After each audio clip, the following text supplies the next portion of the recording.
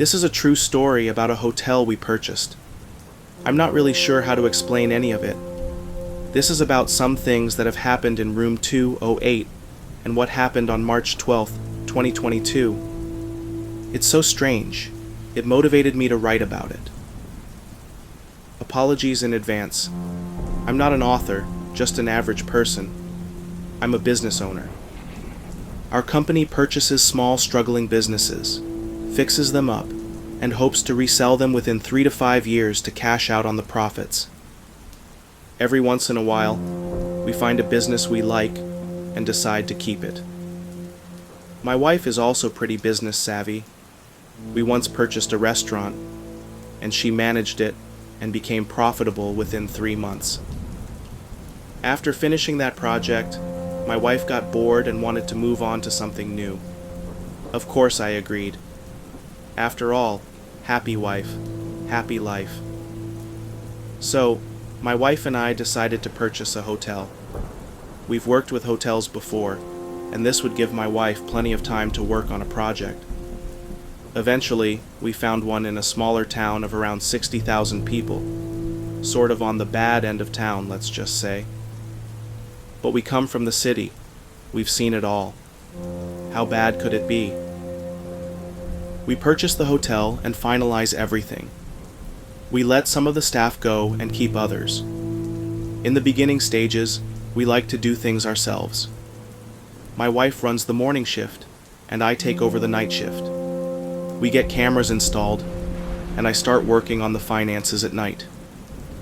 I hire people to come in to paint and fix the rooms. I literally went and purchased over 30 flat-screen televisions from Sam's Club. We're one of the few hotels in the area that allow pets, and we profit from this quite a bit. One night, a guy brings in 3 dogs. He seems like a nice guy. We usually limit it to 2 pets, but I allow 3 with a large deposit. The guy takes the dogs into the room, shuts the door, and everything seems fine. I watched him on camera. Then, around 2 a.m., the dogs just start barking, like going absolutely nuts. We instantly get 3 to 4 calls from people on the second floor. I go up there and knock on the door. Front desk, sir, you need to quiet the dogs. Nothing. I go back downstairs and call 3 to 4 times. No answer. So I grab my master key card, go to the second floor, and the dogs are still going insane. I knock again. Sir, you have to quiet the dogs down. The barking continues, and these dogs are clawing at the door like the room is on fire. I crack the door open and yell inside. I threaten to call the police and have the dogs removed. Still nothing. Just barking and the TV blaring. At this point, I'm thinking how I'm going to have to refund so many people. The police come, open the door a crack, and again, the dogs bolt to the door. The police don't want to let the dogs out in case they attack. They tell me they'd prefer to wait until 8 a.m. when animal control opens. I guess animal control doesn't open until 8 a.m. in this town. 8 a.m. rolls around. I called animal control and the police again. They both come out. Animal control opens the door, and these dogs run out of the room like they're on fire. They sprint down the emergency exit, through our lobby, and out the front door. I've never seen anything like it. To this day, I joke with the staff that those dogs are probably still running. We go into the room, and no one is there. Animal control takes the dogs. The guy never returns. We called him. Tell him the animals destroyed the room. We charge his credit card as we have his ID on file. The damage was so bad we end up taking him to court locally. Sure enough, he shows up, and it's him. In court, he yells at the judge, "I'm not the one," saying he didn't rent the room. Clearly he did. I guess he has mental issues. I'll spare you the details, but there were all kinds of bodily fluids from the guy and the animals in the room. It took 3 of our housekeepers about 6 to 7 cleaning sessions to even start to get the room back to normal. The smell was something else. While we're still in the middle of cleaning, one of our newer desk clerks rents out room 208. It has fans going, the window cracked open, no bedding or mattress or anything. Of course, the customer complains. I'm like, hello? Why did you give that room out? She tells me the computer said it was clean. She assumed it was ready. Weird, I thought. That night, it happened to me. As I was assigning someone a room, the system kept offering me room 208. What the hell? Is the software glitching? I called tech support, and they couldn't figure it out either. No matter what I do, I can't get the system to move this room from available to unavailable unless someone is actually in the room. As time goes on, we finish cleaning the room, maintenance fixes everything, and we start renting it out again. But people keep asking to switch rooms. Over the next month, probably 7 to 8 times, guests ask to leave room 208. They always say the same thing. The room just feels weird. Anytime we try to put pets in there, they go nuts. Pets want nothing to do with room 208. Then 3 days ago, a woman checks in. As usual, the computer offers room 208. This time, the room is fully cleaned and ready, so we assign it. She signs the papers, credit card on file, ID, everything. She heads to the room. Later, I come in for my night shift, and she's sitting in the lobby on the couch. The desk agent tells me the woman is kind of weird and to keep an eye on her. It's not unusual for us to deal with people trying to loiter or use our facilities for free, but the agent confirms she has a room. From 11 p.m. to 1 a.m., she just sits there. I ask her, "Ma'am, is there anything I can help you with? Is there a reason you're not in your room? Is the bed not comfortable?" I joke with her. Knowing the mattress in that room cost me a small fortune. She looks at me and says, "Oh, it's too loud in there." I'm like, "Ma'am, is there someone else in the room?" She says, "No." I ask her for her name. She tells me, but when I check, it's not the name we have on file for the room. I ask her if she knows who is in the room, and she says yes. She gives me the correct name of the person who checked in. I'm like, "Wait, didn't you check in with your ID?" She says no. It was her friend's ID. Big no-no in the hotel world.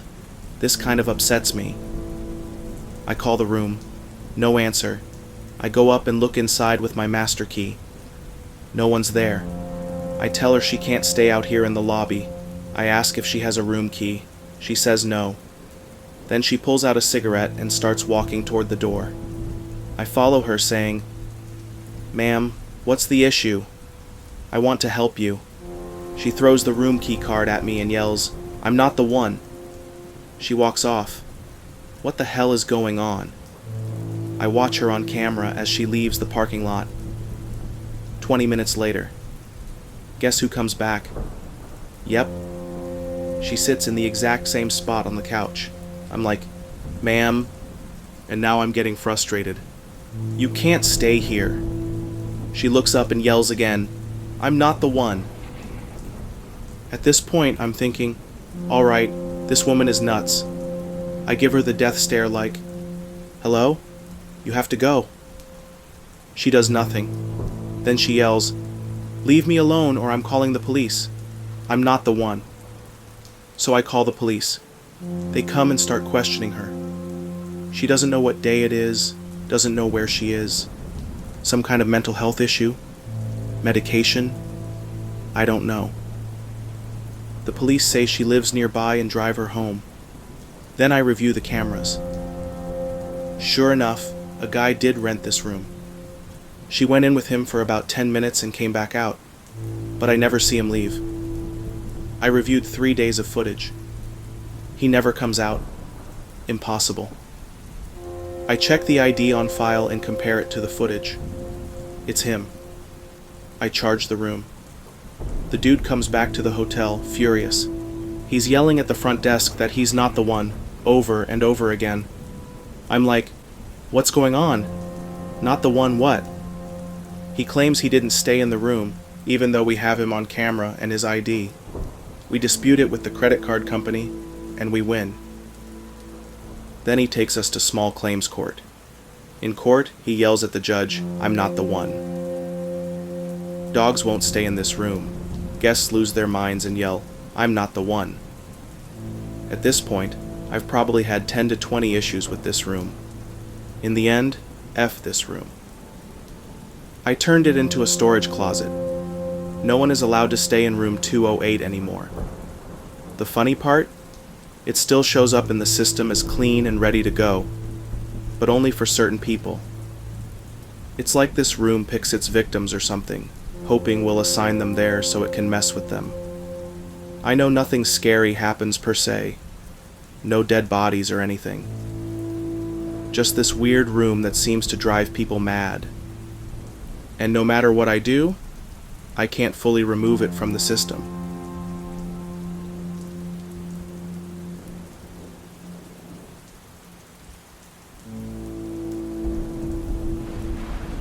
Here are 3 stories that still leave me scared just thinking about them. The first story happened not long ago. I was chilling in my room, watching a video on my school iPad. It was a rainy day, around 6 or 7 p.m. My mother and grandma were outside, like always. I ate while watching. At some point, I needed to go pee. But before I could get up, I heard loud tapping on the glass table in the living room. It scared me so much that I hid under my blanket, too afraid to move an inch. The tapping lasted for a few seconds. When I finally heard the door open, I got up and asked my mother about it. But she said it wasn't her. Of course, that made me even more scared. I quickly went to the bathroom, did my business, and rushed back to my room, still shaken. Later, while my mother was outside again, I heard the tapping one more time, and it terrified me. For the second story, I was home alone, doing my makeup for fun. I went to the living room mirror, which was near my mother's open bedroom door. As I checked my makeup and struck a few poses, I noticed something in the corner of my eye. Something running away. It started by the plant in my mother's bedroom. It freaked me out so badly that I nearly screamed. I felt like my heart was about to stop. It happened again another time, and after that, I left the room and went straight to the dining room, the only place where I felt safe. For the final story, there was a time when I would stay up until 8 or 9 p.m. My room was always dark, and the only light came from my phone and iPad as I watched films. Sometimes, I would turn on my phone's flashlight to look around because I constantly felt like I was being watched. That feeling of being watched became part of my daily life, but I never took it seriously. One night, after turning off the flashlight and continuing the film on my iPad, I saw it. A pale white hand peeking out from the darkness of the other room into mine. My mother was elsewhere in the house, but definitely not in my room or the room across from me. I froze in fear, staring at the pale hand. It was skinny. Too skinny to be human. Then I noticed eyes, not glowing, but faintly visible. The longer I looked, the more I could see of the thing. It was skinny, pale, hairless, and I didn't even own a pet. I grabbed my phone and switched on the flashlight, and the thing disappeared instantly. I quickly turned on a nearby lamp. That night, I ended up sleeping with the light on.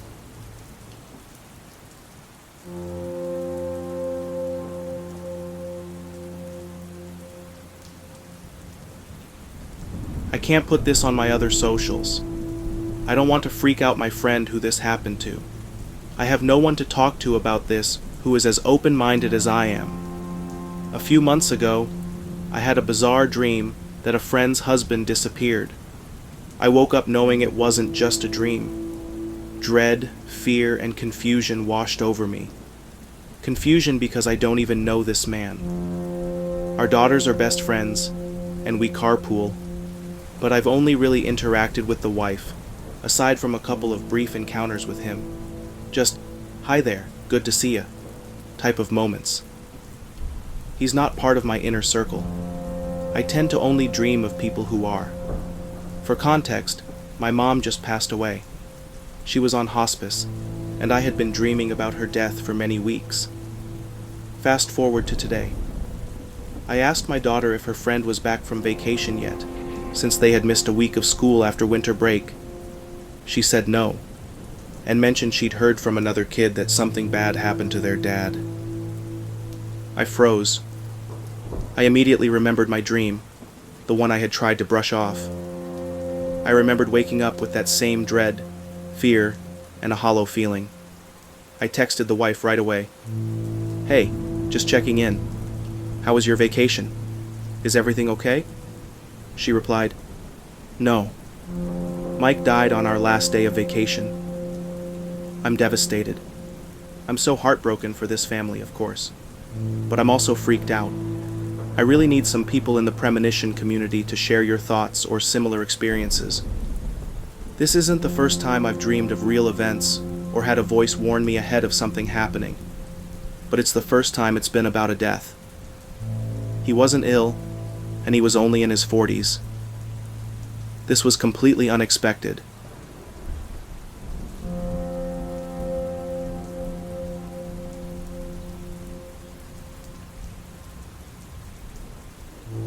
There's really not a whole lot of flair or drama to this.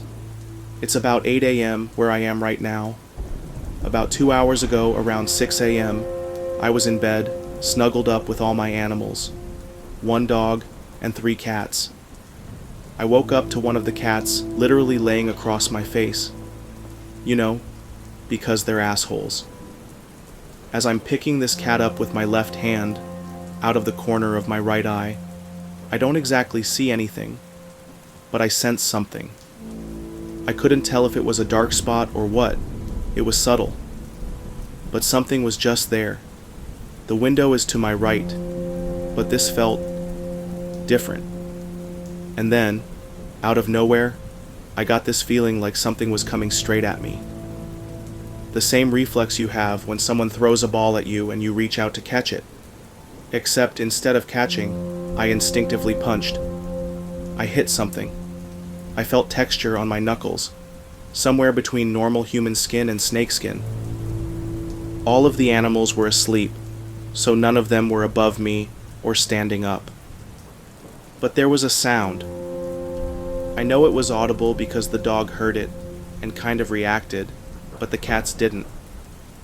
It was the same kind of sound you get when you pop a small pimple on your forehead and you can hear it in your head. It was like that. That's it. The whole thing happened over maybe 2 seconds. I punched a ghost and then went back to sleep. But I've been nauseous ever since. Acid reflux, heartburn, and now my head is killing me.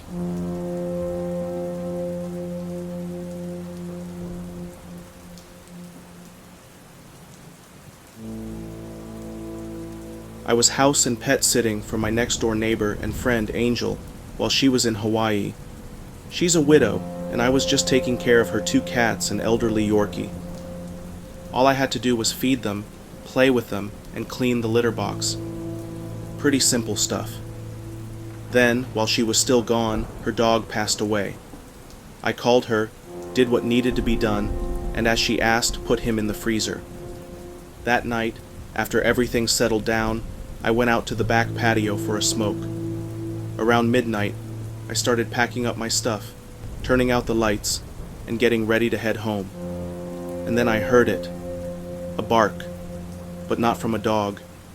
A man's voice, like someone imitating a dog. I stopped, turned around and looked. My house is to the left of Angel's. There's a vacant house to the right, and behind her place is another house with motion sensor lights. No one was there.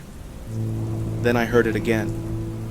Once, then twice. It sounded like someone was standing just on the other side of the fence, messing with me. The barking got louder, more frequent. Like whoever was doing it was having way too much fun scaring me. And the weirdest part? It didn't feel like a person. I don't know how to explain it, but something about it was just wrong. That was all I needed to nope the hell out of there. I ran. The barking got louder as I booked it, but the second I reached the front yard, silence. I didn't stop until I was inside my house. My husband calmed me down, listened to the whole thing, and said it was probably just some idiot playing a prank. I wanted to believe him, but I was still freaked out. Fast forward a few days. I was outside smoking with my mother-in-law when I randomly brought it up. I told her the whole story. She barely reacted, just nodded and said, "Oh, that's Rex." I was like, "I'm sorry, what?" She explained that Angel's late husband, Rex, used to bark at her from over the fence as a joke. The next day I told Angel, and she confirmed. Yep, that was definitely something Rex used to do. I still won't go back there alone at night.